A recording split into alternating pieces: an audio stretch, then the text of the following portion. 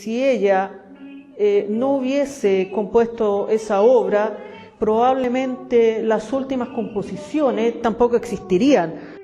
Sí pienso que era y pensando de nuevo en Jung, que era una prefiguración inconsciente, plasmada por ella, de lo que venía para Chile posteriormente. Eso sí lo pienso. Y por eso yo concluí que era un sacrificio pronto al diablo, por una comunidad que estaba en crisis. Y justamente en la pieza, cuando figura la comunidad, el tritono está oculto.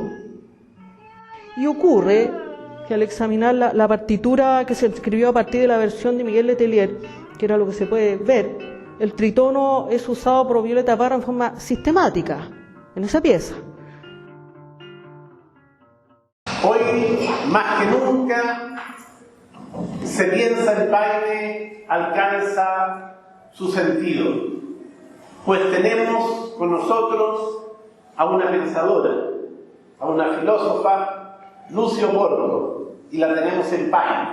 Así que con mayor razón podemos decir, se piensa en Paine. Ella va a tener un diálogo, una conversación con el licenciado en Historia, Roberto Pazmiño, que es el jugador local en este evento, y la visita ilustre es Lucio Porto, ensayista, filósofa, licenciada en Filosofía por la Universidad de Valparaíso, doctorando en Filosofía por la Universidad Católica de Valparaíso, autora, entre otras obras, de Una arqueología del alma, Ciencia, Metafísica y Religión en Carl Gustav Jung, El diablo en la música, La muerte del amor en el gavilán de Violeta Parra, Los perros andan sueltos, La inteligencia se acrecienta en la nada, Cine, humanismo, realidad, y una serie de artículos, entre otros, en la revista Ciudad de los Césares. Y el último libro publicado es He aquí el lugar en que debes armarte de fortaleza. Ensayos de crítica filosófica, presentada este año su primera reedición. Con ustedes entonces, Roberto Pazmiño, quien iniciará el diálogo con doña Lucio Porto Valencia. Bueno, muchas gracias, Pedro. Aprovecho también la oportunidad de agradecer a la Corporación Nuevo Horizonte por permitir que esto sea posible desde hace ya bastante tiempo.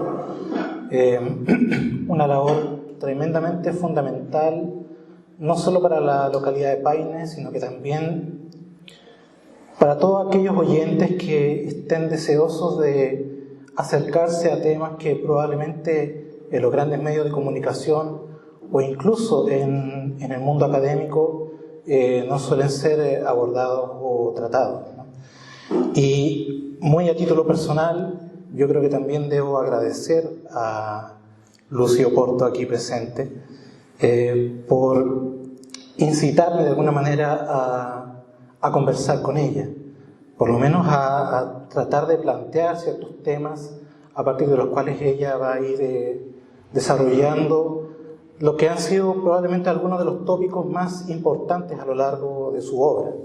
Una obra que, como recién se mencionó, no es para nada humilde, si se quiere, no solo en términos de cantidad de obras publicadas, sino que, en cierto modo, por la profundidad y el alcance que ha tenido su perspectiva a la hora de acercarse a distintos temas. La razón por la que digo esto es porque, de alguna manera, conozco la obra de Lucy desde hace 2 años, solamente desde hace 2 años, precisamente a raíz de este libro, He aquí el lugar en que debes armarte de fortaleza, ensayo de crónica filosófica, que se publicó el año 2021 precisamente. Conocí esta obra luego de una presentación que se hizo en Santiago y realmente quedé intrigado, realmente sorprendido de que a estas alturas, en el Chile de hoy, se hicieran abordajes, tratamientos de muchos temas que hoy en día ese tipo de estilo pareciera estar en extinción.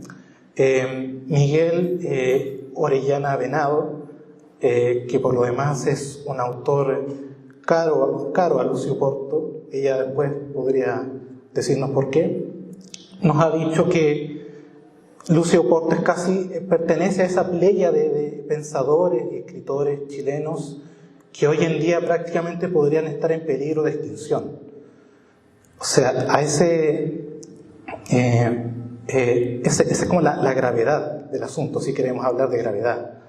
En cierto modo, Lucy, a mi juicio, pertenece a una especie de tradición de escritores y pensadores que están sobre todo vinculados al ensayo en Chile. Hombres como Alberto Edwards, autor de La Fronda Aristocrática, o por ejemplo Mario Góngora, autor del famoso ensayo histórico sobre la noción de Estado en Chile, Jorge Millas, autor de los ensayos de historia espiritual de Occidente, y en la actualidad probablemente Hugo Herrera, autor de un ensayo lúcido sobre los últimos acontecimientos en Chile, Octubre en Chile, y así como ellos muchos otros a los cuales de alguna manera Lucy no tiene nada que envidiar, en mi juicio. Obviamente, en cuanto a perspectivas, posturas, posiciones incluso, podría haber variaciones, pero no cabe duda que lo que une a Lucy a toda esta playa de ensayistas y pensadores en la historia de Chile es el estilo. Una manera de acercarse que hoy en día es, lo puedo decir por experiencia propia incluso, muy difícil de encontrar en el mundo universitario, en el mundo académico, en el mundo cultural, porque de alguna manera es un estilo que está muy asociado a lo que alguna vez fue el humanismo, no solamente en Chile, sino en gran parte del orbe occidental. Y de alguna manera la obra de Lucy aborda muchos temas que en profundidad se acercan a la dimensión más profunda, ya sea de lo humano, ya sea de lo nacional, ya sea de nuestra cultura y de nuestra situación epocal. Y muy probablemente muchos de esos temas logren ser un poco advenedizos a lo que sería lo que suele encontrarse en muchas de las publicaciones filosóficas hoy día, precisamente porque se refieren al tema anímico y al tema espiritual, y muy específicamente al tema anímico y espiritual con respecto a Chile, a nuestra tradición cultural occidental, a la situación de nuestra civilización, y así, por ejemplo, muchos otros temas.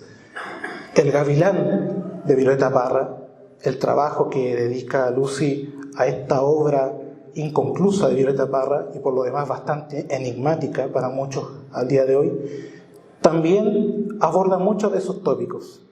Podríamos decir que porque aborde el Gavilán de Violeta Parra, Lucy no se aleja de algunos de los temas que se abordan también en el libro que tenemos aquí presente y en muchos otros más. La gran ventaja de la obra de Lucio Porto es que, por muy aislados que puedan parecer esos temas, permiten ligarse unos con otros, porque de alguna manera en todos ellos están siempre los mismos tópicos: la profundidad metafísica del hombre, la situación espiritual de nuestro tiempo, las problemáticas que eso conlleva a futuro y, por supuesto, las grandes preguntas que remecen de alguna manera a los espíritus más inquietos, que siempre están en busca de respuestas o de nuevas preguntas. De hecho, yo creo que el subtítulo que lleva este libro, Ensayo de Crónica Filosófica, es bastante sugerente, porque de alguna manera la crónica apela a algo casi periodístico, a algo que está muy cerca de la cotidianidad de las personas. O sea, por hablar de crónica filosófica, no estamos hablando de una crónica que está por ahí encima, en el cielo, en un mundo elevado de conceptos o abstracciones que el común de los mortales no podría entender. O sea, de alguna manera, Lucy es parte de esa playa de pensadores que logra unir esos ámbitos, logra acercarse de alguna manera a la realidad humana sin caer en mero intelectualismo. Para no extenderme más, quisiera que escucháramos a Lucy Oporto, algunas de las primeras cosas que ella quiera compartir con nosotros, y por supuesto también brindar un fuerte aplauso a nuestra invitada del día de hoy. Por favor.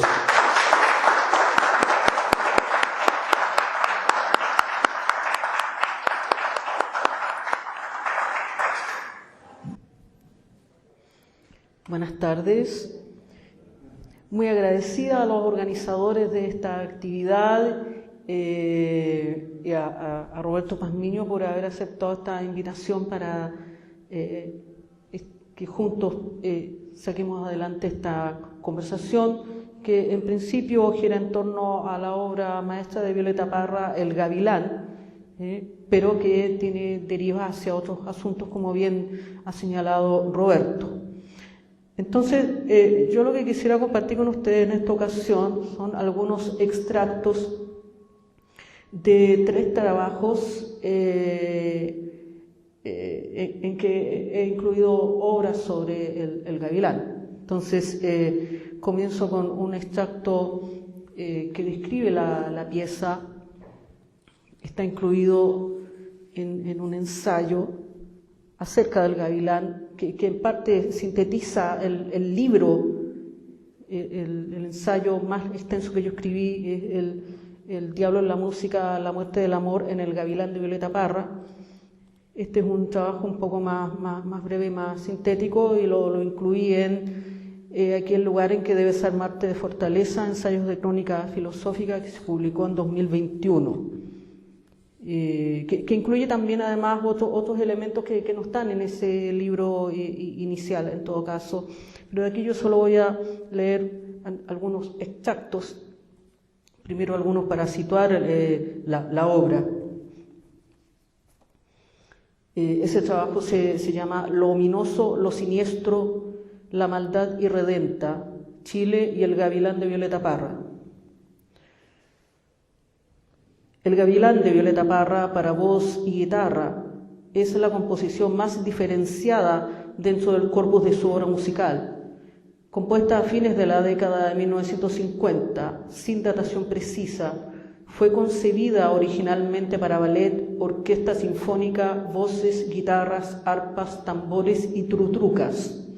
Sus personajes protagónicos son un gavilán y una gallina involucrados en una relación maligna y oscura, pero el ballet, dividido en 3 partes, según su plan original, nunca llegó a ser montado, quedando como vestigios solo unas grabaciones caseras de 2 versiones largas para voz y guitarra, además de un breve registro presentado en el marco de la entrevista que Violeta concedió a Mario Céspedes en enero de 1960 en Concepción. Dichas versiones largas fueron registradas por Violeta en distintos periodos. Una de ellas corresponde a la grabación realizada por el compositor chileno Miguel Letelier en la comuna de La Reina, Santiago de Chile, a fines de la década de 1950 o a comienzos de la década de 1960, sin datación precisa. Esa impresión es porque hubo 2 ferias en que participó Violeta, una en 1959 y otra en 1960, entonces no es preciso en qué momento exacto para mí, por lo menos la grabó Letelier.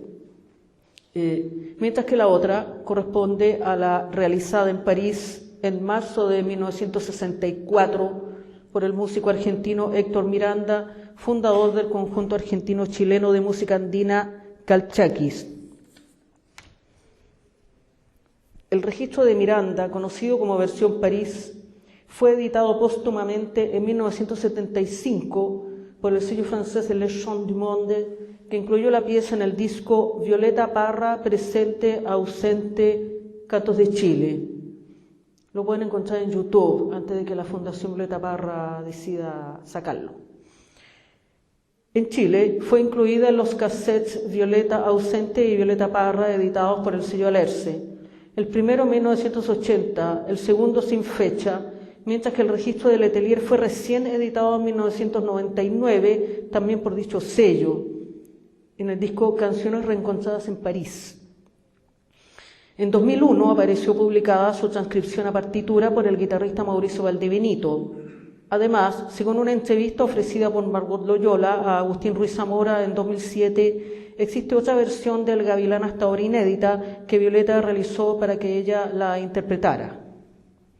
Eso en cuanto a los datos principales de la obra.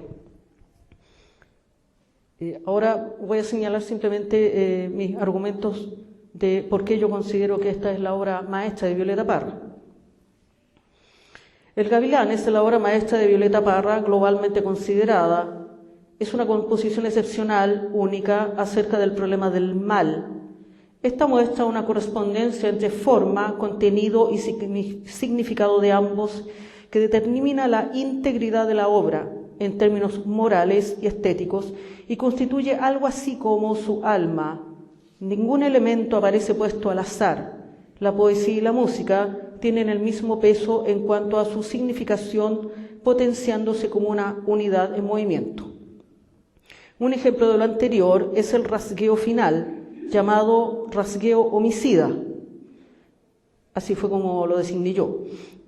Coincide con el momento en que la víctima es asesinada y sacrificada. Es el clímax de la tragedia, un momento de horror inenarrable y atroz, cuya interpretación exige seriedad, sobriedad, solemnidad y concentración. Dicho rasgueo se basa en un conjunto de disonancias, casi al modo de un clúster y ritmos mapuche. Un clúster es un racimo de notas. Por ejemplo, si usted pone todo el antebrazo encima del teclado del piano, obtiene un clúster. Pero no se trata de un mero efecto externo para sorprender al auditor o espectador, ni para impostar una provocación, sino del momento de máxima tensión y sufrimiento de la víctima, consciente de que se está muriendo y asimismo de la acción directa del asesino. De otra parte, El Gavilán es su obra maestra porque supo plasmar en términos musicales, poéticos, teológicos y filosóficos una imagen universal de la catástrofe colectiva en cuanto a anticipación de la irrupción del fascismo en Chile y su interminable continuidad como postfascismo hasta la época actual. Hoy es posible incluso reconocer la coincidencia de El Gavilán y sus irradiaciones plenamente vigentes con lo que algunos psiquiatras han descrito en términos de una sociedad psicopatizada, esto es, una sociedad cuyos integrantes pueden adoptar conductas psicopáticas sin ser necesariamente psicópatas y cuyo proceso de descomposición y anomia comienza desde abajo. El Gavilán es más que una obra de arte, entendida como patrimonio digno de admiración, veneración y estudio por su aporte al conocimiento de sus tradiciones. Es una especie de ser viviente, un organismo que manifiesta una potente carga afectiva y algo similar a una conciencia, pues la concreción de esta obra arraiga en una profunda vinculación de Violeta con horizontes desconocidos, tal vez impensados, acerca de lo humano y su relación con la realidad. Por lo demás, es una obra indisociable tanto en sí misma como del alma de Violeta. Sin embargo, trasciende ampliamente su biografía, dada su relación con el inconsciente colectivo, según Jung. En cuanto tal, El Gavilán es una obra inagotable. Podrían escribirse muchos estudios más acerca de sus revelaciones y enseñanzas referidas a la naturaleza humana, pues en ella y más allá de ella pervive un misterio inherente a su estructura, irreductible e inefable. Bien, en Los perros andan sueltos, imágenes del posfascismo, que fue editado en 2015, un par de extractos del trabajo La marca histórica de la obra y las brotaciones de lo siniestro, que fue la primera presentación la segunda presentación que yo hice de este trabajo cuando se editó en el año 2013. Refiriéndome a El diablo en la música, a ese estudio, Este es un estudio filosófico y teológico sobre la figura del diablo en el gavilán y su encarnación histórico-política. Es un ensayo sobre el fascismo, el posfascismo, el amor imposible como condición para la normalización, nivelación y eficiencia sin alma de los sistemas y sobre la traición como forma de ascenso social. Es una meditación sobre la inteligencia, sensibilidad y conciencia de Violeta frente al problema del mal y la ausencia de Dios y sobre el significado de su suicidio para la cultura chilena. Y es un ejercicio de amplificación de imágenes mediante asociaciones y analogías en el sentido de Jung como contribución y registro para una fenomenología de la extinción del espíritu y una analítica de los escombros post-mortem dirigida a los luchadores silenciosos y perseverantes de un futuro remoto y dudoso donde quiera que ellos estén. La conciencia de Violeta alcanzó un alto grado de desarrollo y lucidez, como lo muestran las transformaciones y distintas facetas de su obra. Sus grandes canciones de amor del final trasuntan el destello de una extraña epifanía. Las últimas composiciones de Violeta Parra, editado a fines de 1966 y cuyo título fue escogido por su propia autora en vida, expone tanto la relación entre el amor, la inteligencia, la percepción, el conocimiento y la conciencia en su más alta expresión como su pérdida.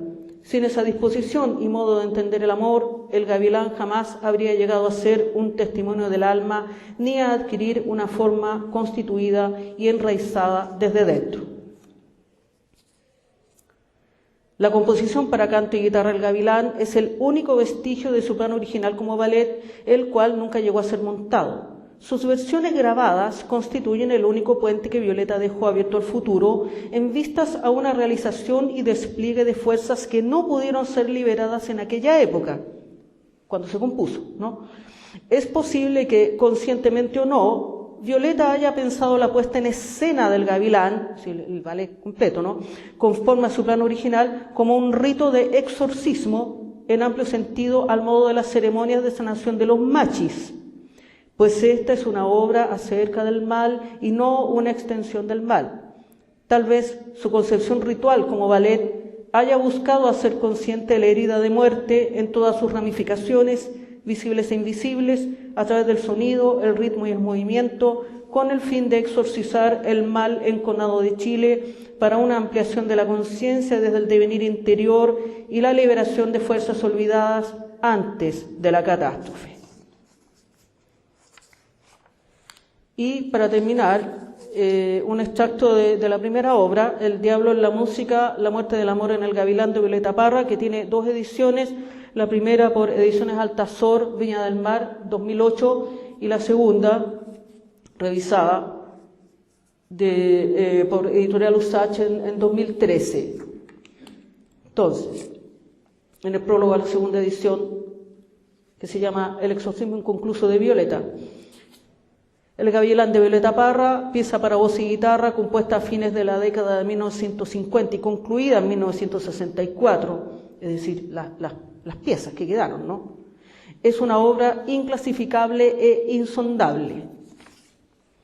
Después, durante el presente reelaboración de esta obra, es decir, el ensayo en cuestión, decantaron imágenes de Violeta referidas al fin del mundo, la catástrofe, la muerte, los eclipses y la ira de Dios, como mostración de una experiencia interna y externa acumulada en su alma y prefiguración del lento suicidio de Chile bajo el posfascismo.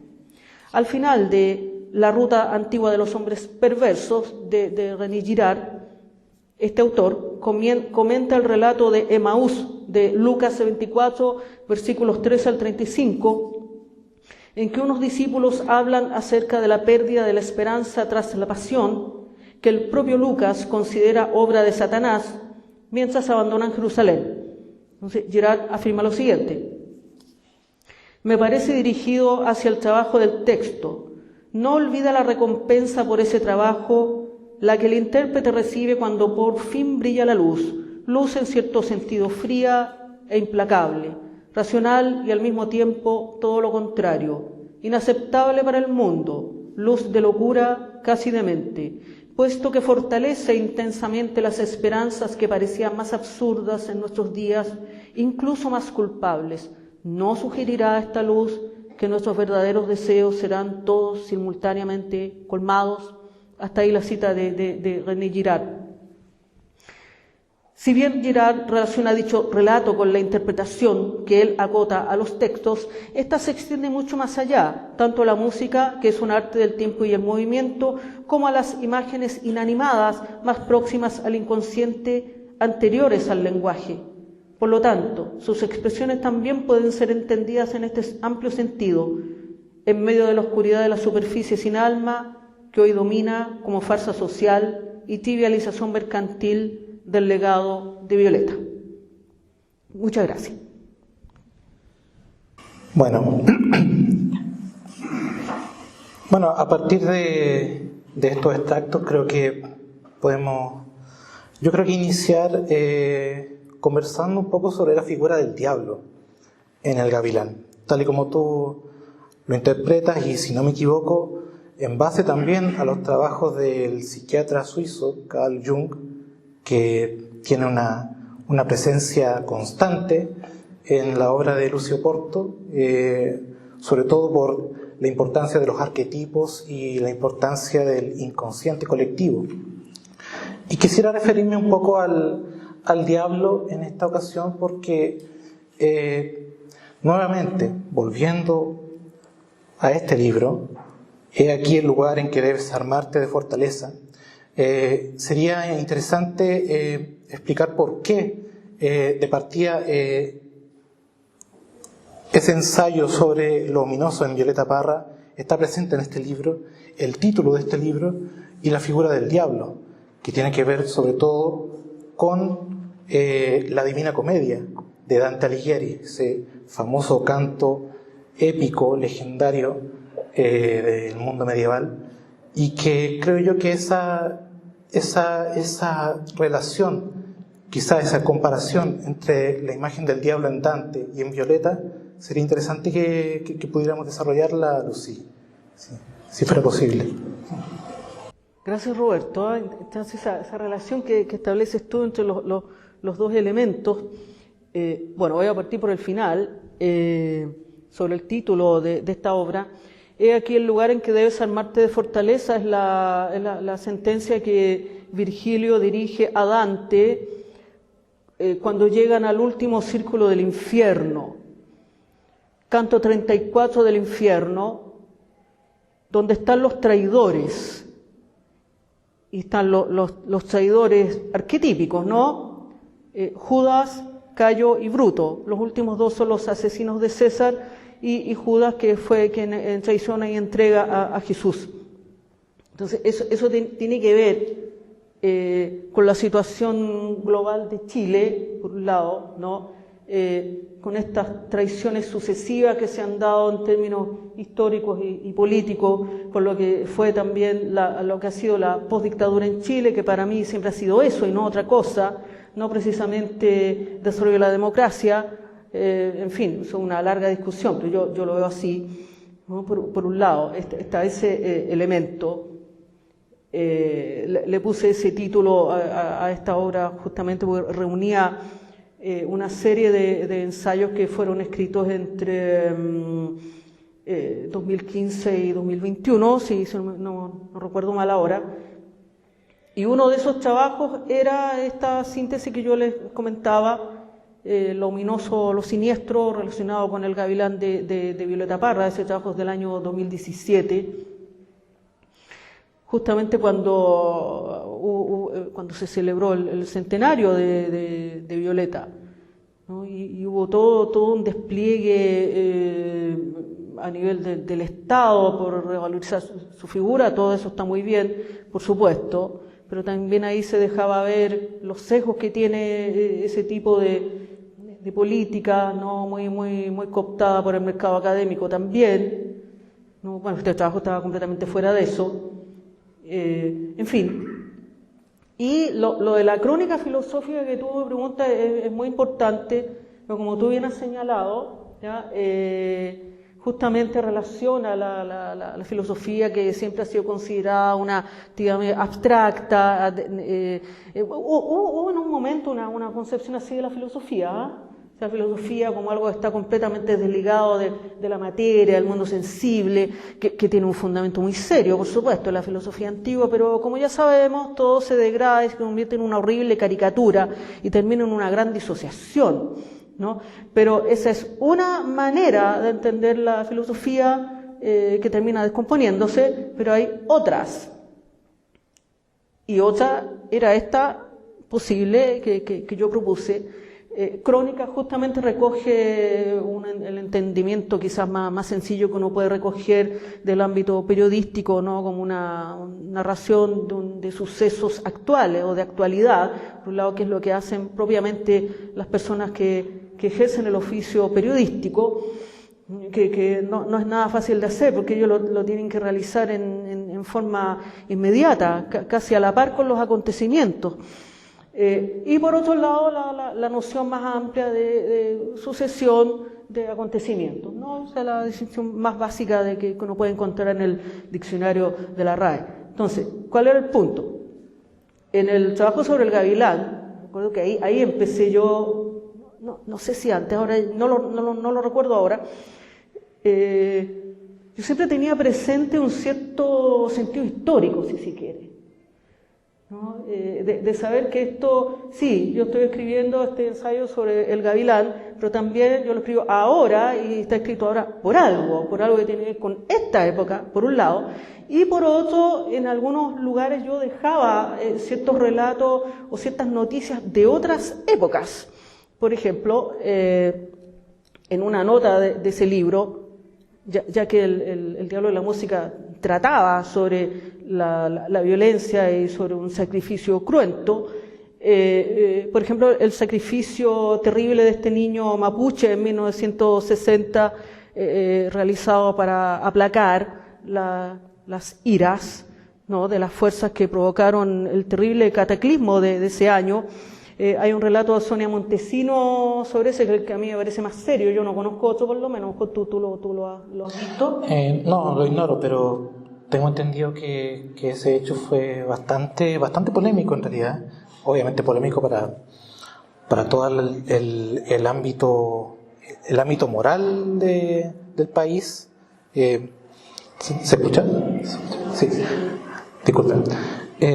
Bastante polémico porque en cierto modo estamos hablando de un Chile del siglo XX que avanzaba en un proceso de modernización en todos los aspectos. Entonces, de alguna manera la modernización no logra de alguna manera minar ese tipo de prácticas o temperamentos que de alguna manera involucran otras dimensiones de lo humano, de cierto modo. Sí, es muy cierto eso, y efectivamente fue un hecho muy polémico en su momento. De hecho fue a juicio, ¿no? Pero Sonia Montesino contra otras cosas, y ahí viene la relación con lo de René Girard, por ejemplo, el chivo expiatorio. El niño escogido para ese sacrificio desapareció en unas grietas que estaban en el fondo del mar. El cuerpo nunca fue encontrado, no se sabe bien cómo fue sacrificado. Si simplemente lo mataron o lo arrojaron al mar o fue, no sé, destrozado su cuerpo, no se sabe bien. Y Sonia Montesino señala que además era un niño al que nadie quería. Por lo tanto, en el esquema que propone René Girard sobre la violencia colectiva y sacrificial, era la víctima propicia, es decir, una víctima que nadie reclamaría. Así funciona esto, y es transversal, ¿ah? O sea, antes de la modernidad también y ahora también. Espérate, me falta un punto nomás sobre lo del gavilán del diablo, que esto es muy importante, con eso concluyo. El diablo en la música es la expresión que designa un intervalo que se usaba en la Edad Media, mejor dicho, fue prohibido en la Edad Media, en la música de la Edad Media, que da lugar a una disonancia, se llamaba tritono. Lo llamaron los medievales el diablo en la música, diabolus in musica, o el intervalo del diablo. Y ocurre que al examinar la partitura que se escribió a partir de la versión de Miguel Letelier, que era lo que se puede ver, el tritono es usado por Violeta Parra en forma sistemática en esa pieza. Lo que echa por tierra esta otra caricatura horrorosa, ¿no?, de Violeta, poco menos que la campesina analfabeta que componía por inspiración o por azar, o que ella no aportaba nada, ¿no?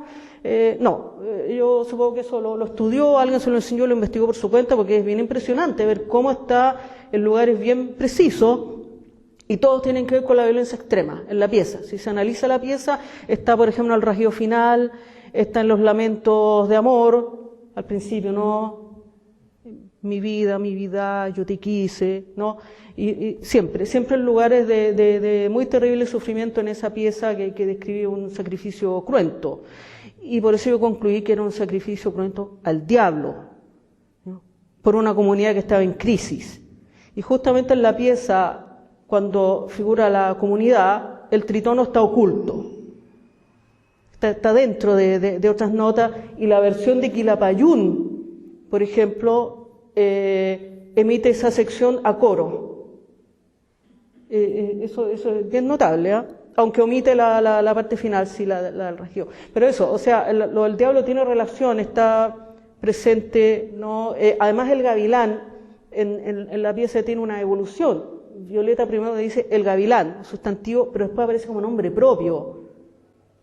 Gavilán, no me acuerdo, después lo empiezan a llamar como una persona, y no se sabe qué es un ser masculino, pero no necesariamente un hombre. Eso, sobre tu primera pregunta.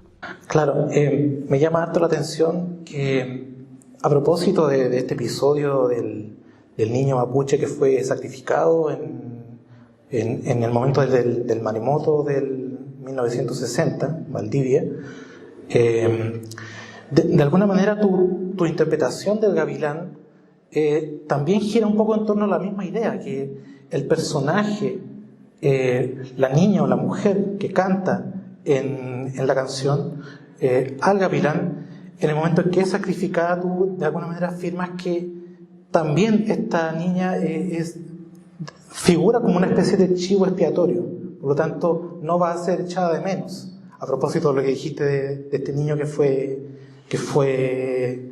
sacrificado, de alguna manera se repite ese motivo con respecto al chivo expiatorio. Siempre se busca sacrificar algo que no se va a extrañar, de cierto modo. Y es curioso porque eso que no se va a extrañar es al mismo tiempo algo que tiene una potencia sacra, por así decirlo, tan fuerte, que es capaz de liberar a la comunidad de algún tipo de maleficio o algún tipo de mal, si se quiere. No sé cómo lo ves tú en ese aspecto, si ves alguna ligazón o puedes vincularlo con otros hechos, si es posible. No, hay una relación ahí, pero se puede ver de distintas maneras. Yo me basé para eso en la teoría que tenía René Girard, un antropólogo, ¿no?, cuando analiza los fenómenos de la violencia persecutoria, ¿no?, que se trata de describe el mecanismo victimario del modo siguiente. Hay una comunidad en crisis total, ¿no?, que amenaza con desintegrarse debido a la crisis, ¿no? Hay una violencia constante o latente, pero cada vez se incrementa más, hasta que en un momento esa comunidad amenazada por la crisis arroja esa violencia de modo unánime sobre una víctima, que puede ser una u otra, puede ser un grupo de gente también, por lo general una víctima no pertinente, una víctima inocente. Y lo que observaba Girard, por lo menos en comunidades arcaicas, es que en forma, por así decirlo, automática, la comunidad se tranquilizaba, ¿no?, y volvía al orden. Ahora, yo por mi parte, claro, justamente lo que señalaba Girard, un poco lo que señalabas tú, que sería el origen para él de las divinidades, porque se diviniza después a la víctima y se le rinde culto. Lo que en cierto modo, no sé si me puedo estar equivocando con esto o no, un poco lo que ocurrió con Violeta Sí, Parra, en parte sí. hasta cierto punto, sí, ¿no? Sí, porque eso se discute mucho. Personas que señalan, o sea, ¿cómo es posible que haya quedado tan sola al final? No sé qué pasó con ella, no se sabe bien, en último término, por qué se suicida. ¿No? Se ha especulado mucho que fue por Gilles Favre.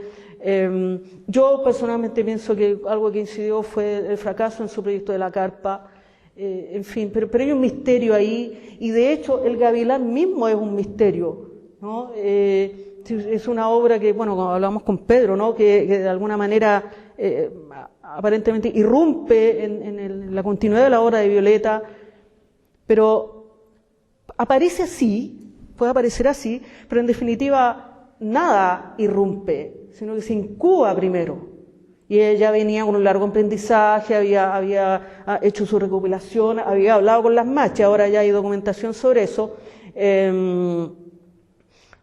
Y ella, lo único que se conoce más directo sobre esa pieza, declarado por ella, es la entrevista que ofreció a Mario Céspedes, y lo que sí señala es que para ella el Gavilán representa el capitalismo, el poderoso, esos son sus términos, pero es más que eso, ¿no? Y sí, yo pienso que sí, también ella es susceptible de eso, y finalmente de alguna manera Girard también sugiere en alguna parte que el suicidio sería algo así como una variante del homicidio colectivo. A mí, por supuesto, todas esas prácticas me parecen espeluznantes, no las celebro en absoluto. Los sacrificios, siempre donde hay derramamiento de sangre hay algo oscurísimo, ¿no? Pero va un poco en la línea de lo que señalas tú. Claro, bueno, en todo lo que es el tratamiento de la violencia y las perspectivas que se pueden tener sobre ella, es muy curioso que en Chile no son pocos. Yo hablé al principio de una corriente de pensadores ligados al ensayo o también a la crónica, a lo largo, sobre todo del siglo XX en Chile, que han visto la relación entre el tema de la violencia o la brutalidad en relación con el ser nacional.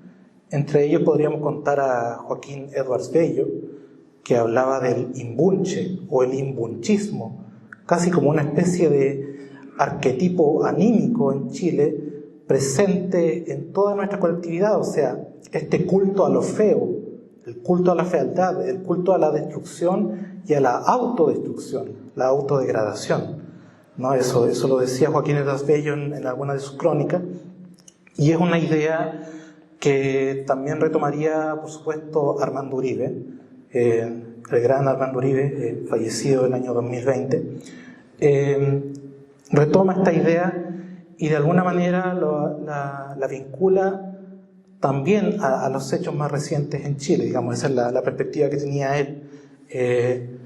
De alguna manera este simbolismo de la brutalidad estaría, de acuerdo a estos dos pensadores, congénita en Chile. Violeta Parra de alguna manera aborda ese fenómeno a través de la música. No sé cuál es la perspectiva que tú, si la encuentras ligada a esos dos autores, si ves alguna especie de aspecto que ella haya agregado a esta corriente que vincula la brutalidad y el ser nacional, algo que ella haya visto que no haya visto Armando Uribe, por ejemplo. Gracias. Bueno, es difícil comparar a Violeta con los otros autores, tendría que ponerme a pensar exactamente en qué coinciden, pero es probable que sí haya coincidencias, ¿no? Por supuesto que Violeta profundizó en esa especie de maldad que sería como propia del carácter chileno. Bueno, en el Gavilán hay otra pieza muy extraña también que está en las últimas composiciones, Una copla me ha cantado, que es algo así como lo que presenta ella es una música capaz de matar. Cuando puedan, escúchenla. Una copla me ha cantado en las últimas composiciones de Violeta Parra, o por ejemplo Maldigo del alto cielo, que tiene una estructura bien extraña porque es una pieza, si uno la ve la letra, escucha la música, muy ordenada, muy equilibrada, pero es tanta su ira profunda que es casi como si quisiera la destrucción total del orden. Entonces, esa paradoja me parece interesante, cómo logra darle forma, por así decirlo, a través de un orden, ¿no? Ella logra expresar esa destrucción latente, que puede ser una prefiguración incluso de lo que tenemos ahora. Ahora, Violeta miraba mucho a autores anteriores, a Enrique Lina, Gabriela Mistral. Entiendo que Armando Uribe, alguna vez le escuché decir que su esposa Cecilia le había comprado alguna pieza de estas que presentó en las ferias a Violeta Parra, ¿no? Y hay además una línea de autores que se suicidaron, ¿no? No sé, solamente por partir, tú sabes mucho más de eso que yo por tus estudios de historia, pero solo para situar, desde un punto tenemos, estaba Almaceda, ¿no? Recabarren, Salvador Allende, un año después de Violeta se suicidó Pablo de Roca. Están algunos casos como Teófilo Cid, si no me equivoco, claro. Rodrigo Lira, también son más tardíos ellos. Poetas, claro. Pero hay una línea ahí, de personas que pensaron el país, que errores más, errores menos, propusieron algo al país que finalmente fracasa completamente y ellos se quitan la vida. Hay una línea que habría que investigar más a fondo. Alguna vez hay un estudio sobre eso, de alguien que investigó una serie de poetas que se quitaron la vida. Eso no es al azar, o sea, no es que estas expresiones que se usan para aislar al suicida, ¿no? Que tenía depresión endógena, como si no influyera nada más externo, quiero decir, ¿no? Si no fuera más pura química nomás, por eso se suicidó, no. Bueno, hay algo más. Está la famosa novela del escritor cubano radicado en Chile ya desde hace más de 20 años, Carlos Lloró, que en una novela llamada Absolum, si no me equivoco, publicada el año 2017 o 18, no logro recordarlo bien, efectivamente, novelizando un poco todo esto, abordaba este enigma de los poetas suicidas en Chile, que era increíble la cantidad de poetas suicidas, y bueno, parte de la historia de la novela involucraba a una serie de poetas que en términos psiquiátricos eran propensos al suicidio y se les ofrecía poder realizar su obra sin ninguna presión. Pero en el fondo, claro, tenemos el caso de Carlos Lloró, que efectivamente entrevió que había una corriente de poetas suicidas y poetas, digamos, no menores en absoluto. O sea, claramente, entre ellos Pablo de Roca y la misma Violeta Parra. Teresa Belmont también, justamente. De alguna manera, claro, el suicidio está presente, el derramamiento de sangre, podríamos decir que está presente. Sí, Uribe también, ahora recuerdo que también se refiere a eso cuando en El fantasma de la sin razón, ¿no? La violencia que se quiere a sí misma legítima y cómo eso se traduce en una serie de prácticas. Ahí en algún momento cita al conde de Hermann von Keyserling. Él es el que habla de la fealdad del culto a lo feo en Chile, ¿no? O sea, él era un extranjero que visitó el país, digamos, y observó eso. Y lo que mencionabas tú del imbunche, que has citado varias veces, yo no sé si habrá algún estudio específico sobre eso, porque Jung afirmaba que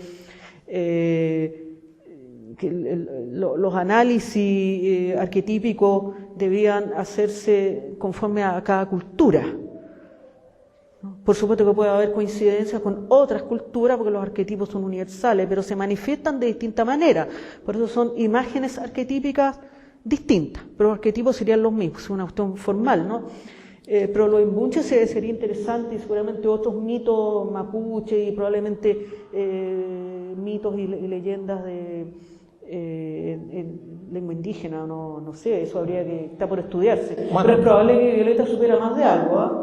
Muy probablemente, sí. Lo más probable es que supiera, ella no era para nada ajena al mundo mapuche, y especialmente, bueno, el imbunche no puedo explicarlo tan largamente aquí, pero podríamos decir que es un ser deformado, dentro de la mitología es un ser que es una persona, muchas veces un niño, que es capturado y es deformado para ser transformado en una especie de chivo expiatorio, pero no para su muerte, sino como una especie de escudo para los maleficios.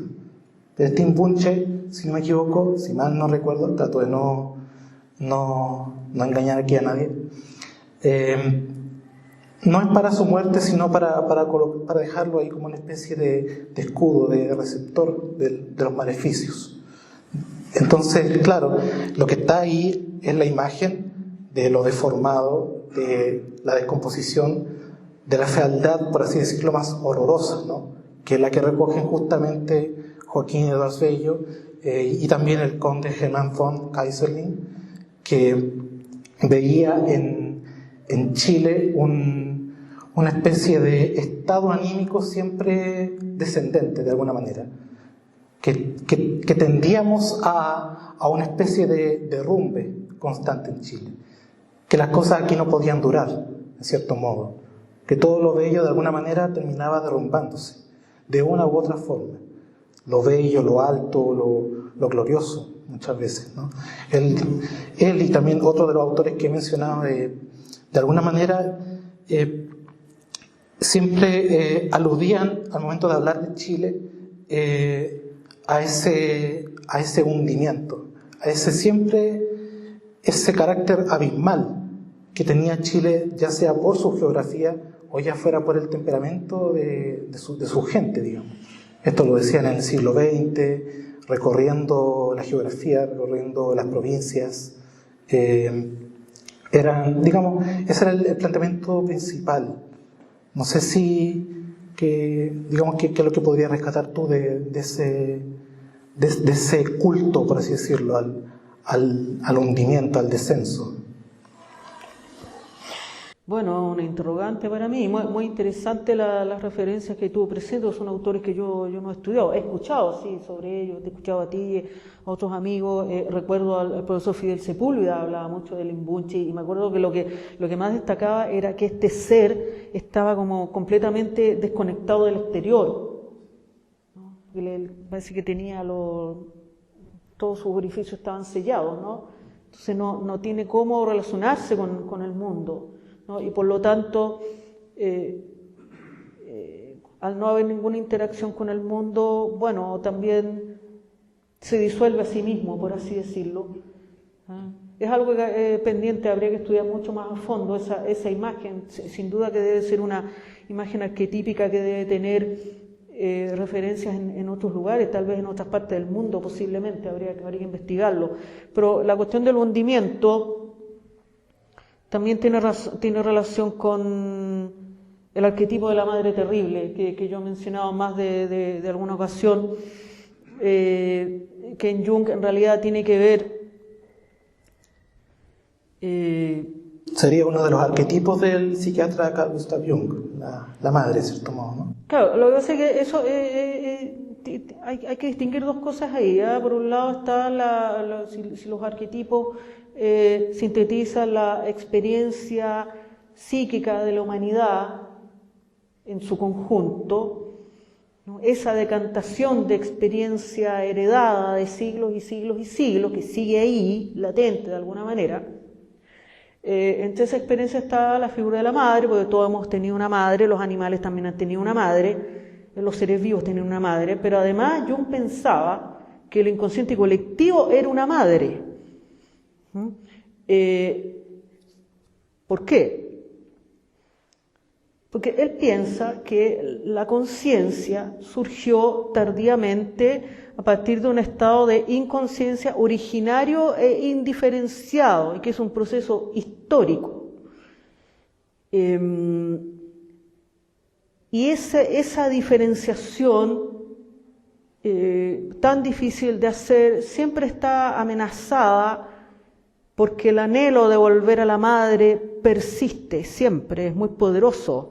Incluso afirma Jung, dice, en las alturas filosóficas y artísticas, ya en lo más elevado que puede producir el ser humano, sigue ahí. Entonces, es una lucha constante con la muerte. Y cuando se presenta esta imagen a la conciencia, por lo general él señalaba la segunda mitad de la vida, según él, dicho de modo muy resumido, ¿no? Ahí hay dos posibilidades. Que se presente como matriz creadora de futuro, sí, porque si es la madre de todos los arquetipos, por así decirlo, ¿no? Está esa posibilidad de que sean elaborados, ¿no? Con asistencia profesional, sí, porque eso no se puede hacer solo, ¿no? Porque es muy peligroso, la irrupción de una imagen arquetípica es algo peligroso, no es un juego, ¿no? Justamente, ¿cuál es el peligro? Que se presente de la otra manera, como la madre terrible.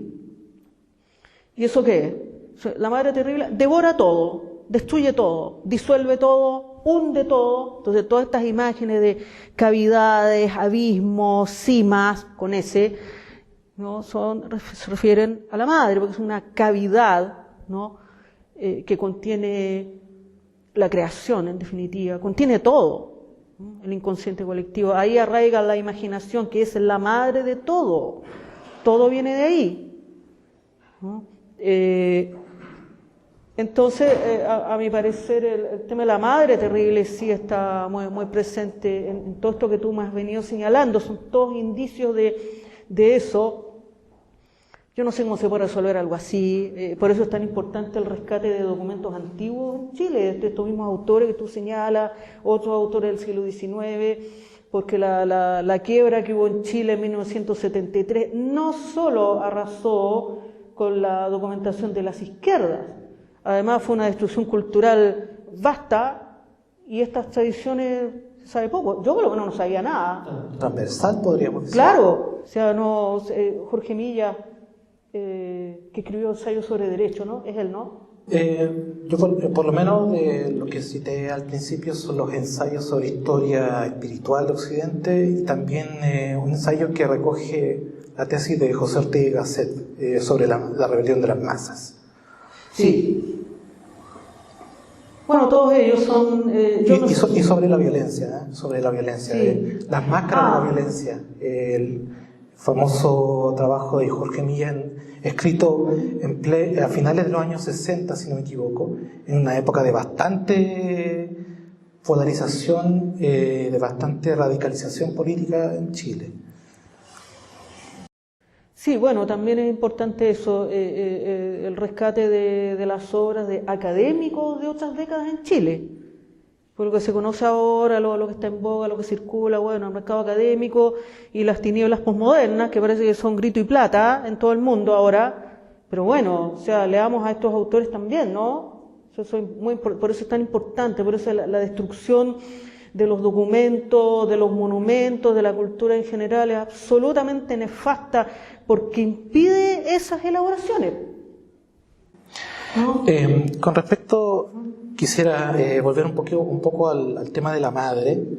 Tengo aquí un pequeño extracto que me gustaría leer, sacado del libro sobre Violeta Parra, El diablo en la música. Dice: el culto a la madre, cuyo trasfondo es una voluntad de disolución y hundimiento en lo materno originario indiferenciado, en que la madre y la muerte son imágenes de un mismo arquetipo sin elaboración simbólica. De ello se desprende la imposibilidad de superar el marasmo, la postración, el estado de inconsciencia y la entropía permanente y sin alma que conduce el destino de Chile. Pues, como correctamente observa Jung, lo que permanece inconsciente no se transforma. Bueno, tal cual, eso continúa vigente hasta ahora, sobre todo ahora. La situación actual de Chile va en esa línea, ya da una disolución, yo no sé hasta dónde va a llegar esto, la situación en que estamos ahora, sobre todo con el crimen organizado, que eso ya es la disolución absoluta, destruye todo, incluso las prácticas de ese mundo son iguales o peores que las de la tortura durante la dictadura. Entonces, estas cosas retornan de alguna manera después. Y la sentencia de Jung, que en realidad es una deducción que hice yo de otras afirmaciones, que ahora no las tengo presentes, es justamente eso, que la importancia de la elaboración consciente que se puede hacer a través de de la estética de las artes o de cualquier forma constructiva, puede ser, no sé, una obra arquitectónica, puede ser hasta, yo estaba pensando que más podía ser, porque pues, yo cito generalmente estos ejemplos tomados del arte, están los grandes monumentos, los templos antiguos, los libros, pero puede ser a lo mejor hasta una forma de gobierno incluso. No, puede ser eso. Digamos, ese es un tema interesante porque, bueno, no podemos escapar de la contingencia política muchas veces, ¿no? No quiero referirme necesariamente a ese tema el día de hoy, pero pareciera, es una impresión mía, tú me podrías corregir,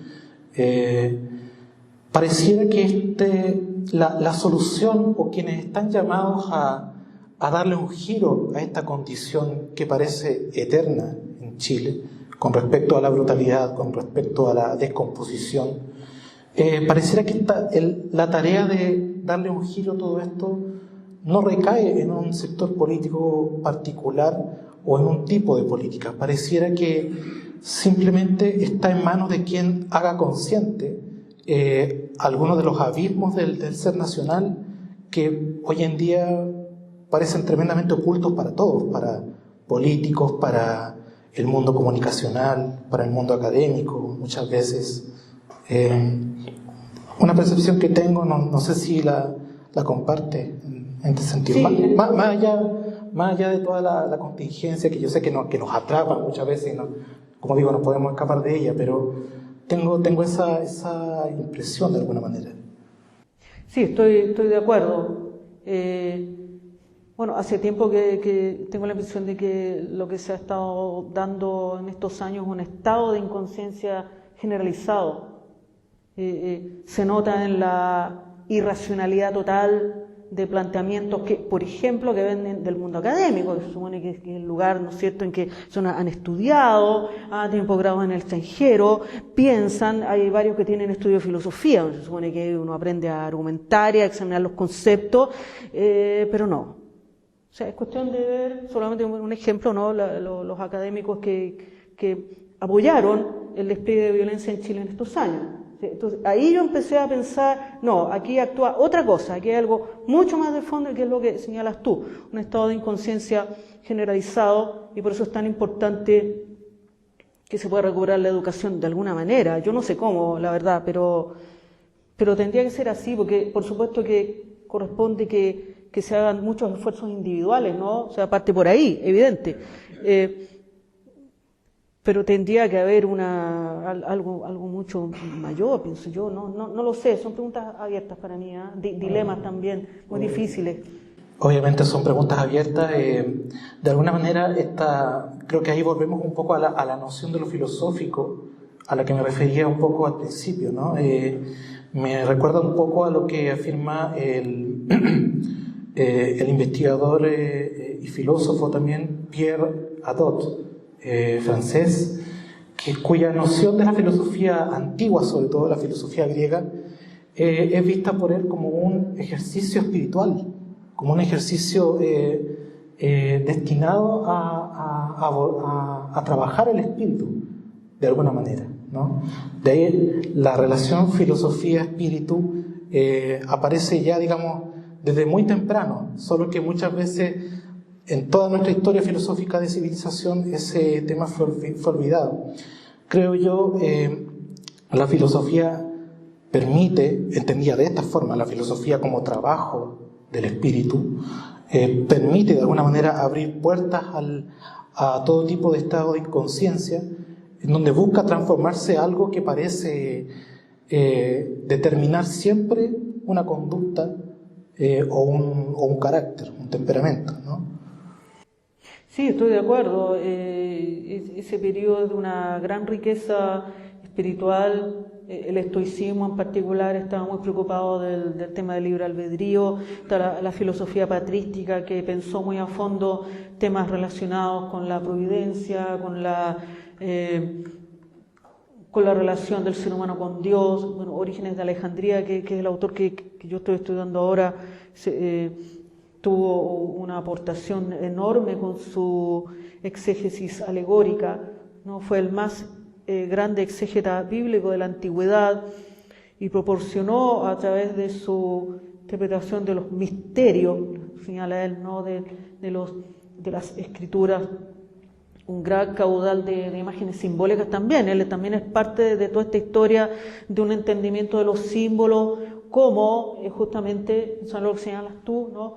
El símbolo que es un aspecto visible que remite a un mundo invisible del cual depende también el ser humano y también había, por supuesto, preocupaciones de orden moral en términos muy profundos, ¿no? El libre albedrío que te señalaba yo, y en fin, tienes a Plutarco, estaba viendo ahí a los gramáticos alejandrinos que interpretaban los mitos de Homero de forma simbólica, ¿no? Todo un trabajo con el lenguaje, con las relaciones en Platón, con el mundo invisible, con las ideas, estos grandes modelos de lo bello, lo bueno y lo verdadero, ¿no? Que después aparece después, siglos después. En fin, por supuesto, es un caudal inagotable. En Chile se estudia poco, ¿no? De hecho, se están extinguiendo los institutos de lenguas clásicas. Para fatalidad nuestra, otra debacle chilena, que se abandonó la enseñanza del latín con Frei. Miguel Orellana me dijo que él quiso estudiar latín y no pudo, que al año siguiente, él estaba en el colegio en ese tiempo, fue en 1964, ahí se acabó. No se enseñó más latín en los colegios, que hubiese sido capital, porque eso tiene una estructura intelectual bien rigurosa, bien fuerte. Yo me uní a los estudiantes del pregrado para poder aprender algo de eso y realmente valdría mucho la pena retomarlo y aprender lenguas clásicas, porque las etimologías de nuestra lengua vienen todas de ahí, muchas, ¿no? Pero eso se está acabando porque ahora las agendas políticas son otras y todo eso es acusado de colonialismo y los blancos y todas estas tonterías, ¿no? Y bueno, no sé, hagan institutos entonces donde se termine enseñando cómo hablar en COA, para entenderse con el crimen organizado. En eso puede terminar todo esto. Claro, cuando pase eso yo ya no voy a estar seguramente, afortunadamente. Eso. Bueno, no sé si tenemos tiempo al respecto. Quería referirme de nuevo un poquito a la figura del diablo, porque nuevamente vinculando a Violeta Parra, al Gavilán, con Dante Alighieri, o sea, de alguna manera, y también relacionado con lo que hablábamos recién, con la importancia que puede tener la filosofía en el mundo contemporáneo, porque la Divina Comedia de Dante, de alguna manera, no solamente habla de un descenso, que es la parte más famosa, más conocida, ¿no? El descenso al infierno, habla también de un ascenso que está motivado en gran parte por la belleza, por la luz, podríamos decir, por el amor en este caso de Dante hacia Beatriz, pero obviamente un ascenso que no puede producirse sin antes confrontar precisamente al diablo, ¿no? en el noveno círculo. O sea, de alguna manera no sé cómo podría desarrollarlo tú, la idea de que junto a un descenso también es posible una especie de ascenso, ¿no? Siempre y cuando haya un Virgilio, siempre y cuando haya un motivo poderoso, ¿no? para el ascenso, ¿no? No sé si eso involucra alguna reflexión o meditación sobre la Divina Comedia y alguna visión sobre ese demonio, ese diablo, si es que fuera posible compartir. Sí, bueno, ese asunto por supuesto es capital, la última parte, ¿no? El paraíso en la Divina Comedia. Esa es una obra que ha sido considerada arquetípica, justamente porque lo que presenta es lo que señalas tú, ¿no? Este descenso a los infiernos en busca de la luz del Espíritu y de la imagen de Dios, unitaria de Dios, que es lo que encuentra Dante al final, ¿no? A través de Beatriz. Por eso es una obra inagotable. Hay otras obras también que hablan de este tema, como La Noche Oscura del Alma de San Juan de la Cruz, y todas apuntan a lo mismo, ¿no? Un descenso que precede a un ascenso, pero que no se puede dar así sin más, en forma mecánica, sino que requiere un esfuerzo heroico y de conciencia sumamente duro, no es para todos, y no se puede hacer sin un gran esfuerzo ni un sacrificio de parte de la persona que está ahí. Pero ahora, bueno, eso se aleja cada vez más, pero no por eso hay que renunciar a estas ideas, porque justamente este tipo de lectura son universales, arquetípicas. Y volviendo al punto de Violeta y el diablo, en alguna parte también de esa obra yo señalaba que si ella no hubiese compuesto esa obra, probablemente las últimas composiciones tampoco existirían. Curiosamente, lo que yo señalaba, ¿no?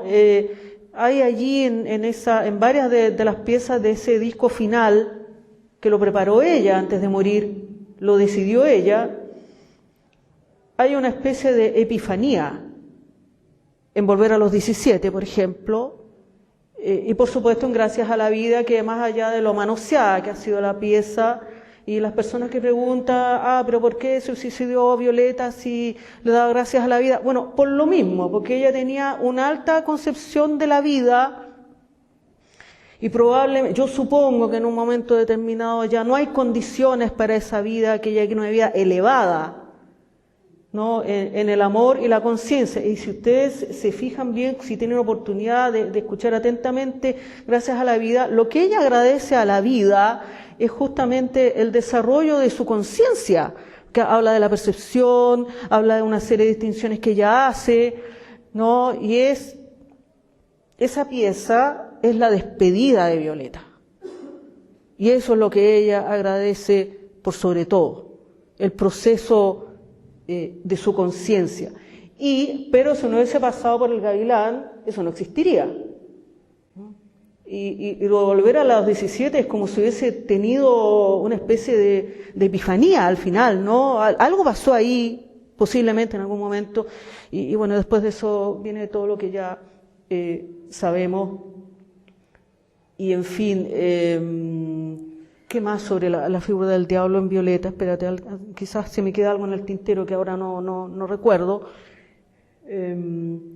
No, claro, me parece interesante esto que señalas tú. Parece una obviedad, pero como yo estaba un poco fatigada, a veces no veo las continuidades. Claro que hay una continuidad, ¿no? Desde básicamente la figura del infierno y de lo diabólico. Ahora me acordé. Ocurre que en los evangelios, en Juan en particular, cuando Juan habla sobre el diablo, lo describe como mentiroso, padre de la mentira, homicida desde el principio. Es exactamente lo que figura en El Gavilán de Violeta Parra. O sea, dice mentiroso, embustero, veleidoso, ese término, ¿no? Claro, seductor, ¿no? Pero mentiroso y traidor. Bueno, eso es diabólico, o sea, la mentira es la base de lo diabólico, porque sobre esa base no se puede construir absolutamente nada. No se puede construir un país, no se puede mantener un gobierno, tampoco se puede mantener una familia, ni menos ya, mientras más íntima la relación, menos, porque una pareja no se puede sostener sobre esa base. Bueno, desde el punto de vista junguiano incluso, no se podría tener una especie de equilibrio psíquico. Quien se miente a sí mismo también, en cierto modo, ¿no? Claro, justamente porque lo que se busca a través de ese proceso de la conciencia, que es muy duro porque produce mucho sufrimiento, porque tiene que enfrentarse con la parte mala de uno mismo, ¿no? Enfrentar eso no es tan sencillo. Imagínense en el caso de personas que han cometido crímenes horrorosos, peor, ¿no? Claro, o sea, la mentira no puede, de ahí no surge nada. Y eso estaba en los evangelios y la figura tradicional del diablo, ¿no? Que está, por lo menos en Orígenes aparece, en Orígenes de Alejandría, el escritor eclesiástico del siglo III. No sé cómo lo tratan los otros padres de la Iglesia, otros escritores eclesiásticos, pero viene de ahí, y es siempre en la trilogía que propone él, ¿no? Los racionales, como los llama él, ¿no? las criaturas de Dios que nacen racionales y con libre albedrío, están los seres humanos, los ángeles, que son los racionales que ayudan al ser humano, y los demonios, que son los que lo obstaculizan todo el tiempo. Pero él recoge el mito digamos la imagen de los ángeles caídos que viene de la angelología rabínica, de ahí está tomado. Y eso pasó a la tradición, y eso también debe estar en el canto de lo humano y lo divino, ¿no? Que eso proviene de la tradición cristiana en los campos chilenos. Entonces a mí me cuadra totalmente esta figura del gavilán como la imagen del diablo, y con la descripción que aparece en el Evangelio de Juan, que es capital, ¿no? Ese un evangelio especialmente estudiado, justamente por los vínculos que tiene, sobre todo con alguna forma de conocimiento, una gnosis, como se dice en ese tiempo, ¿no? En fin, eso ya son temas de otro tipo, diferentes, pero está todo dentro de una misma línea. Eso te podría decir, como para redondear. Perfecto, Lucy. Bueno, los temas que quedan en el aire son numerosos, muchas veces difíciles de abordar en una sola conversación. Y obviamente que no somos los únicos a los que les despierta cierta inquietud o interés este tipo de temas, ¿no? Muy probablemente ahora sería bueno que escucháramos un extracto de El Gavilán de Violeta Parra. Tenemos la posibilidad de escuchar por lo menos un extracto para tratar de hacernos una idea de algo de lo que se ha dicho aquí, y bueno, obviamente para quienes no lo conozcan, sea la oportunidad.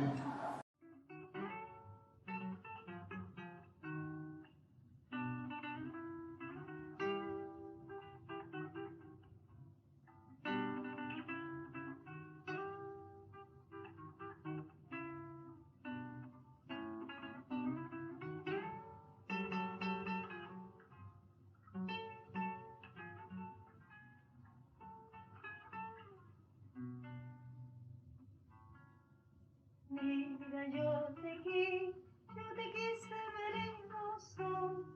Mi vida creyendo te lisonjero. Mi vida creyendo te lisonjero. Mi vida se me parte el corazón. Mi vida del verte tan embustero. Mi vida, yo te quise. Yo te quise, sí, ay, ay, ay, sí, ay, ay, ay.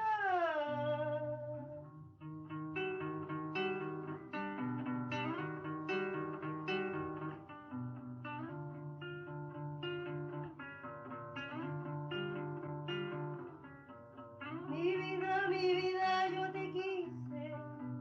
Mi vida, yo te quise. Veleido, veleidoso, veleidoso. Mi vida, yo te quise.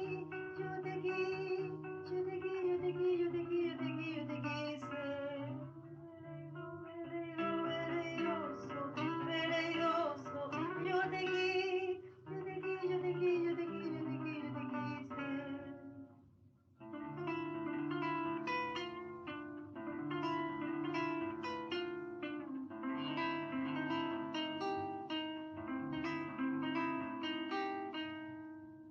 Te la llevaré mentiroso, te la llevaré pretencioso, te la llevaré fastidioso, te la llevaré mentiroso, prenda del alma, sí, ay, ay, ay, prenda del alma, sí, ay, ay, ay, tiqui, mentiroso, tiqui, mentiroso, tiqui, mentiroso.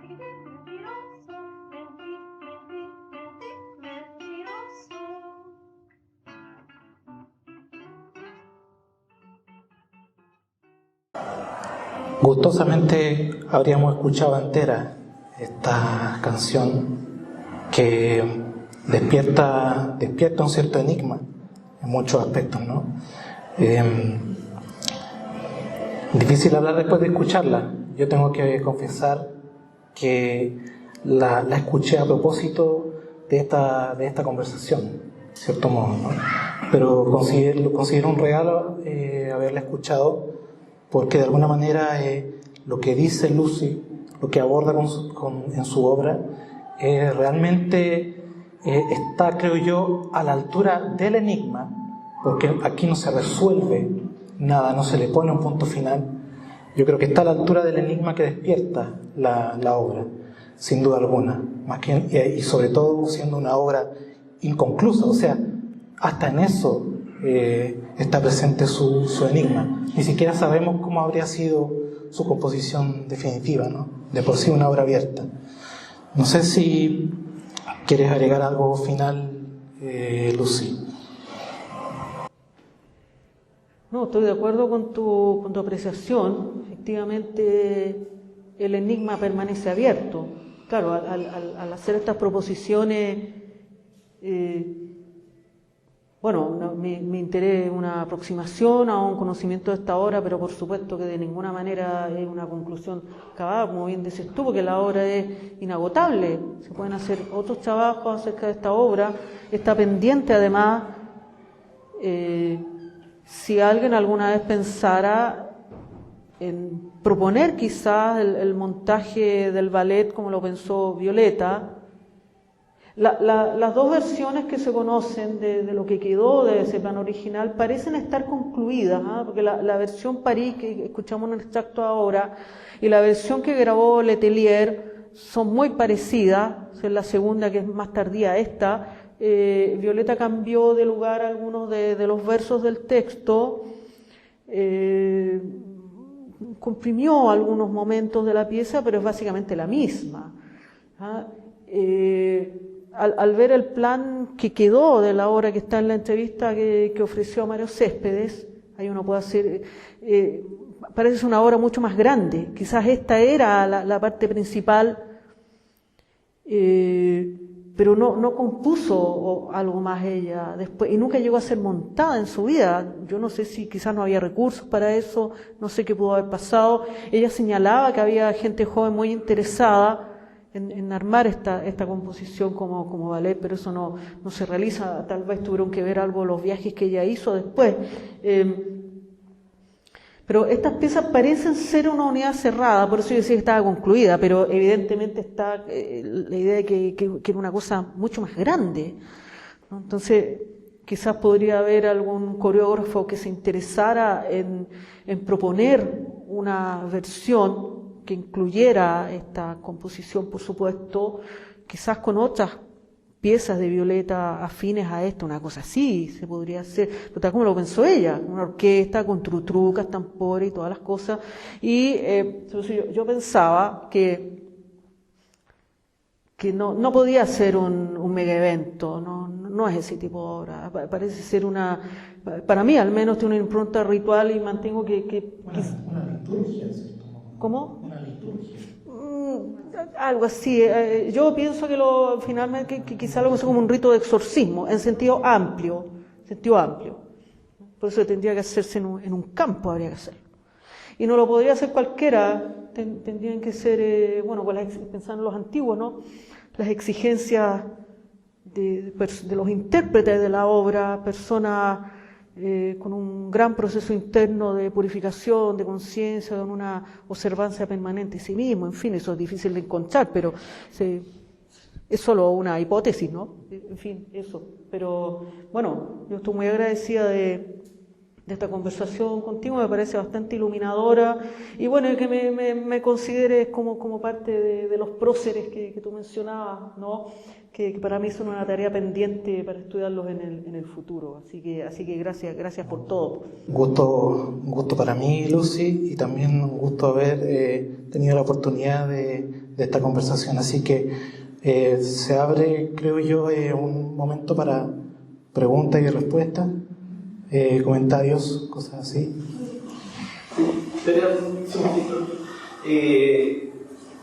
Iniciando esta etapa, yo me fijo en una coincidencia, la coincidencia de 1960, entre el terremoto y el sacrificio del niño de, no recuerdo si es Arauco o Mayeco, y esta composición de Violeta Parra, el Gavilán, influida por su visita a Concepción y el aprendizaje de ese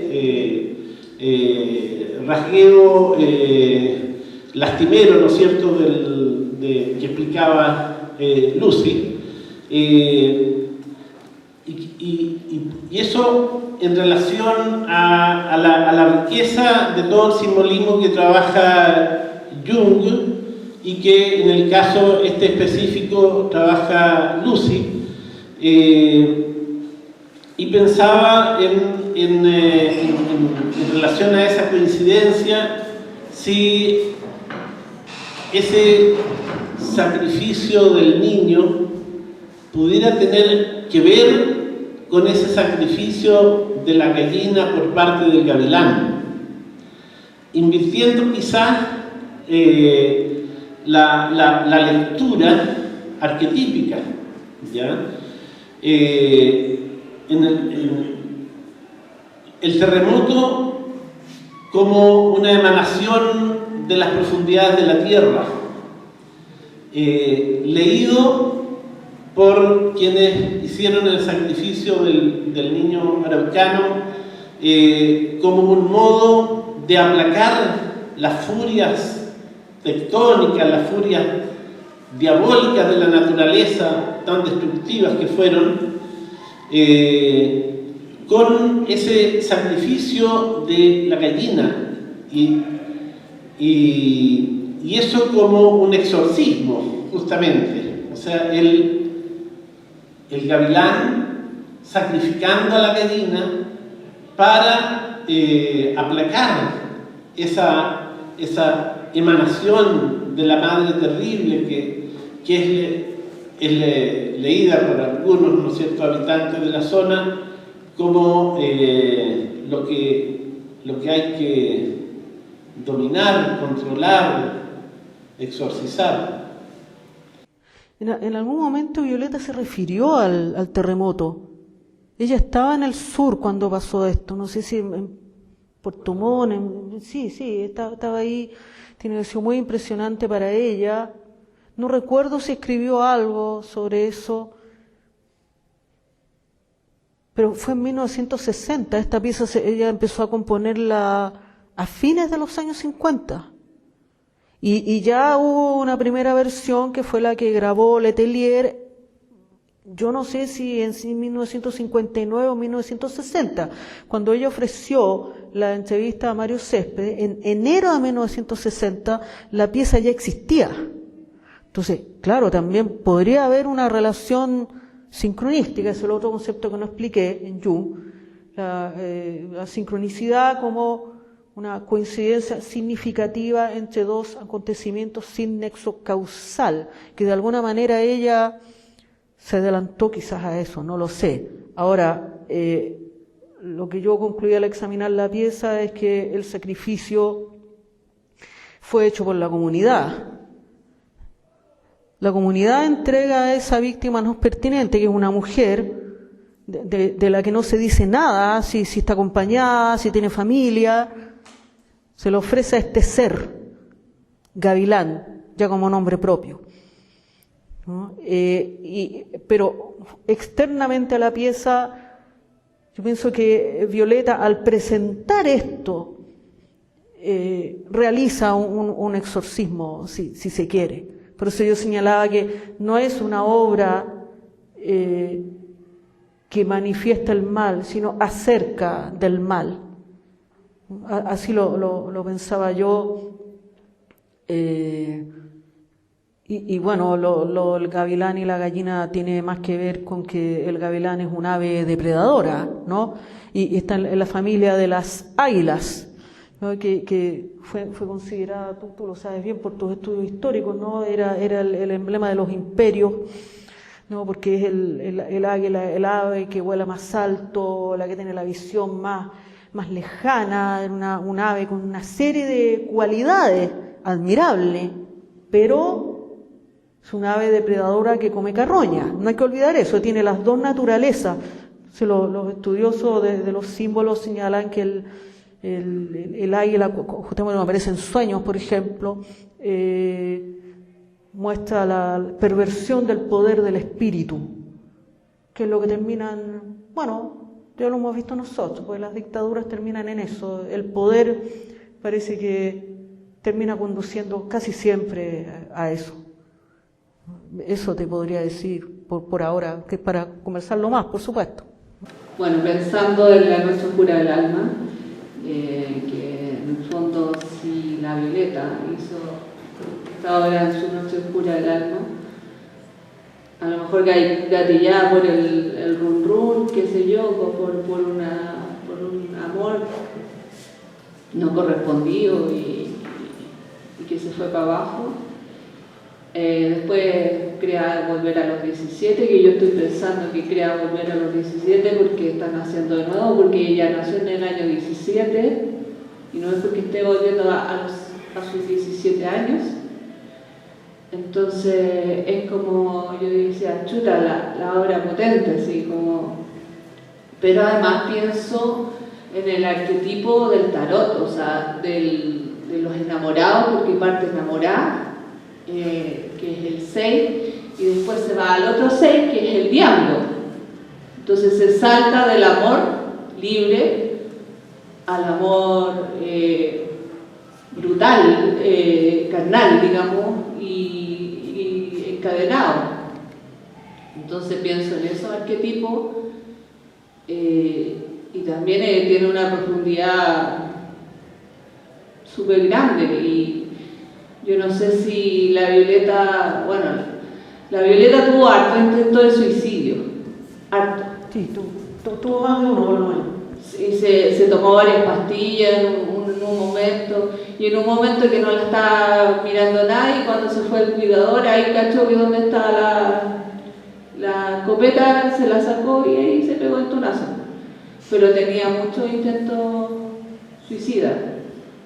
O sea, la Violeta tenía una personalidad fuerte, pero también tenía una personalidad muy depresiva, muy depresiva. Entonces, yo digo, cuando uno piensa esta obra, también piensa en la vida de la Violeta, o sea, en lo que le estaba pasando a ella.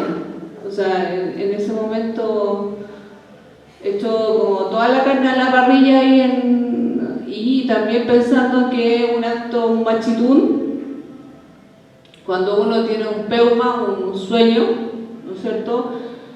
Los machos te dicen, tenés que tirarlo para afuera para que esta cuestión se vaya, ¿cachai? Y tenés que invocar a las fuerzas de la naturaleza.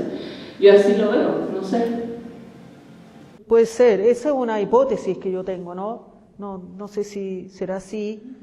Los suicidios sé que tuvo más de uno, pero yo no me atrevo mucho a especular cuáles fueron las causas profundas de eso. Además, yo no soy psicóloga o para entrar ahí.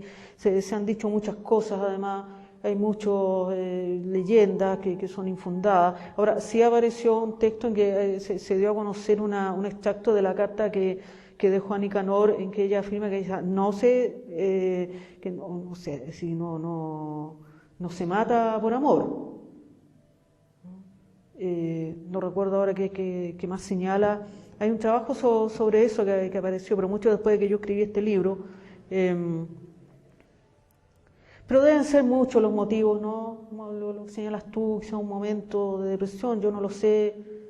Se ha especulado sobre algún tipo de enfermedad mental, pero yo trato de examinar lo que se muestra, ¿no? O sea, la pieza, lo que puede decir más en términos que nos conciernan a todos, digamos. Y por supuesto que lo que sí yo afirmo aquí es que el gavilán era una prefiguración del suicidio, por la extrema violencia que hay en la pieza. Yo no sé tengo la impresión de que en el mundo del canto popular, yo lo menos no conozco una obra como esta, con este nivel de violencia. Se discute también los musicólogos si es una pieza docta, si es una pieza clásica.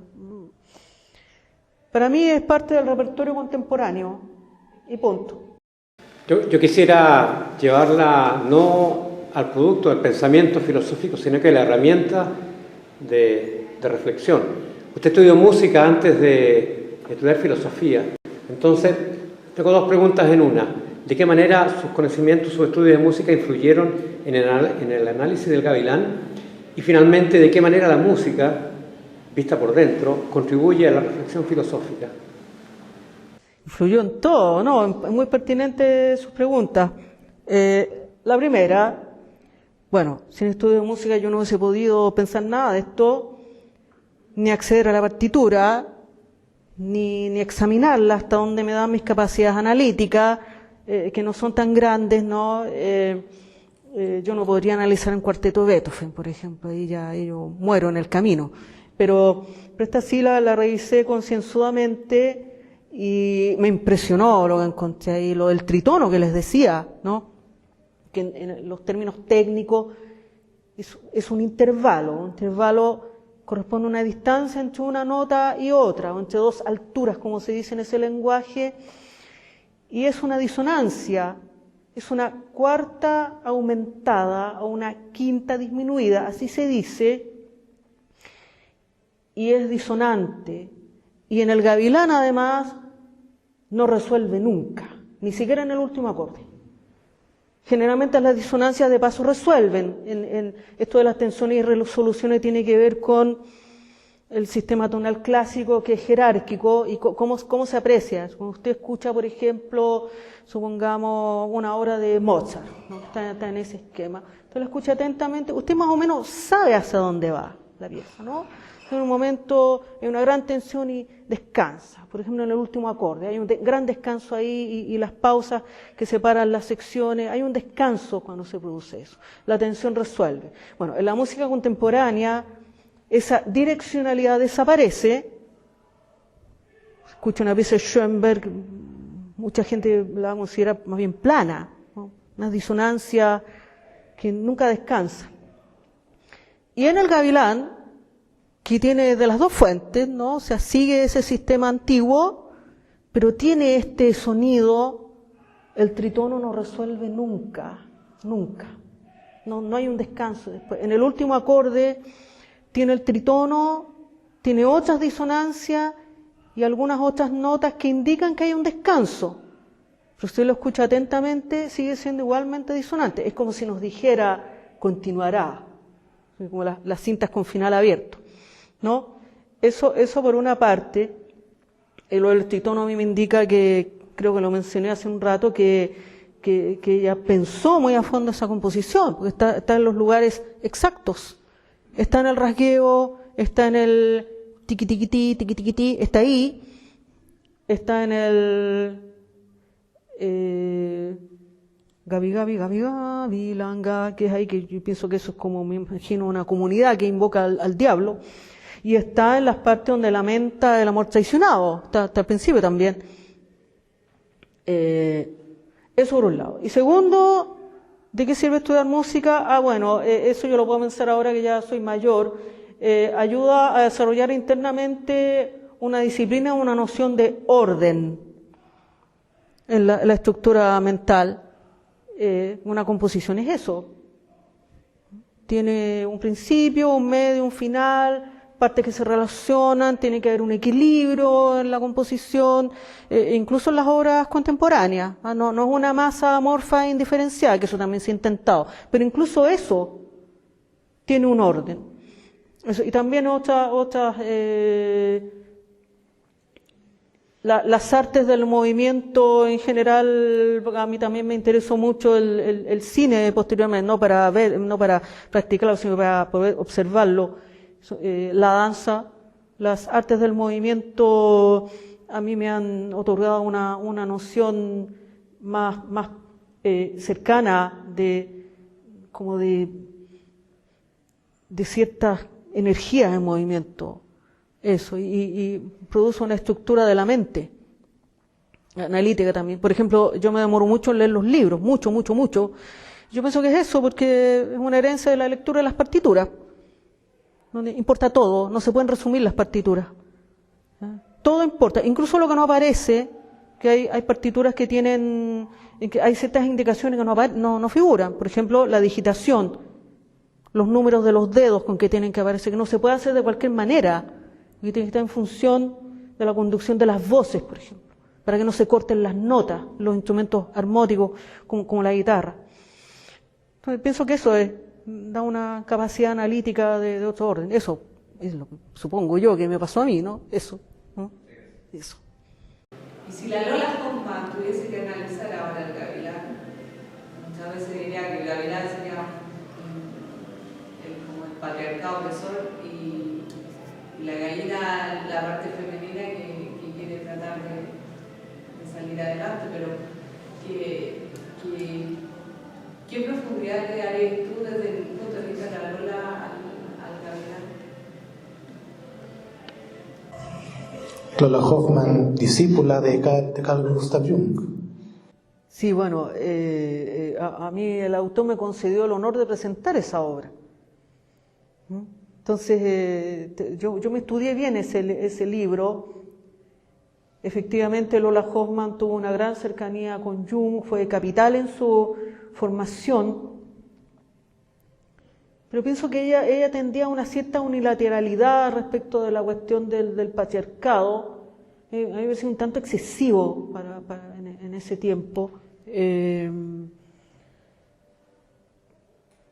Claro, le preocupó mucho lo que pasaba con las mujeres, pero no sé si vería exactamente así el gavilán. O sea, probablemente vería eso. El punto es si vería solo eso. No lo sé, porque ella también tenía vastas lecturas, examinó mucho, estudió mucho los símbolos y mitos, un poco siguió la línea de los estudios que hizo Jung, ¿no? Para argumentar su teoría de los arquetipos, que él leyó, no sé, de todo, ¿no? Leía además en griego y en latín, entonces las fuentes antiguas las leyó en esas lenguas, mucha mitología, incluso estudió mitos de Sudamérica, también estudió eso, Jung. O sea, cuentos, mitos, leyendas, imágenes antiguas, examinó muchas cosas, muchas cosas. Lola también siguió un poco esa ruta. Hay ideas de ella que yo no comparto, porque esta idea de los matrimonios abiertos, ¿no? Esas cosas, no. Además a ella no le funcionó, yo creo que es fatal una cosa así. Pero otras cosas sí me parecen de gran interés, digamos, toda su formación, comienzo muy interesante. Como te digo, no, tal vez vería eso, pero a lo mejor vería otras cosas también, ¿no? Pero no sé, tendría que examinarlo más a fondo. ¿No podría ser, por ejemplo, que el poder fuese el gavilán y la masa del pueblo, y que eso era en el fondo lo que ella trataba de reflejar? Que finalmente el poder económico no la iba a alcanzar a ella, y en un acto de burla a ese poder ella acaba con ¿existe alguna interpretación de ese tipo? Usted dice que, si no le entiendo mal, que ella compuso esta obra de alguna manera para burlar al poder, como para defenderse de ese poder. Bueno, lo que ella afirma expresamente en 1960, en esa entrevista que ofrece para Radio Universidad de Concepción,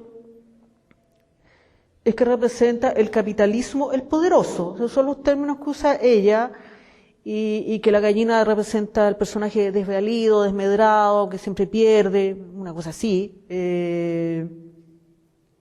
Me parece que en la plataforma Spotify están los discos y está la entrevista, para que la busquen ahí. De Mario Céspedes de 1960. Eso lo señala expresamente ella, sí, conscientemente señala, es el capitalismo del poder, pero que la pieza sea una burla, no, porque la pieza es una, también yo lo afirmaba en la otra obra que yo escribí, es una tragedia moderna.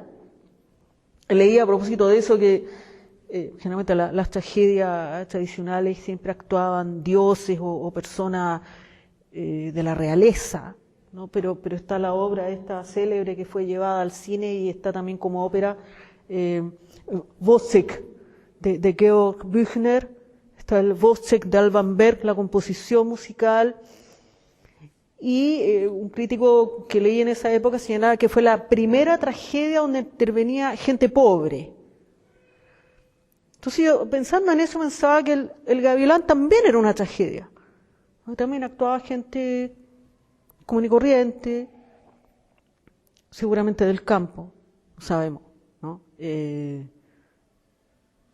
No, porque el final es trágico, ahí triunfa el mal. Entonces burla no es lo que yo señalaba antes, la parte formal de la pieza, que es el uso del tritono, indica eso. Sigue ahí, persistente, no resuelve nunca y ni siquiera resuelve en el acorde final. Entonces, está ahí.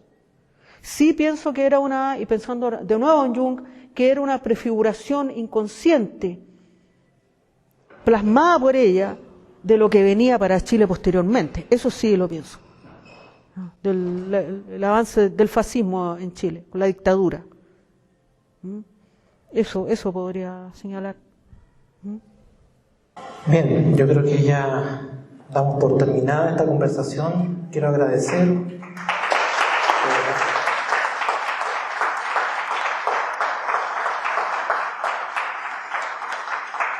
Muchas gracias a todos, muchas gracias Lucy. Yo que también quería agradecerles a todos, a ti Roberto, por esta conversación, a los organizadores. Feliz de estar acá.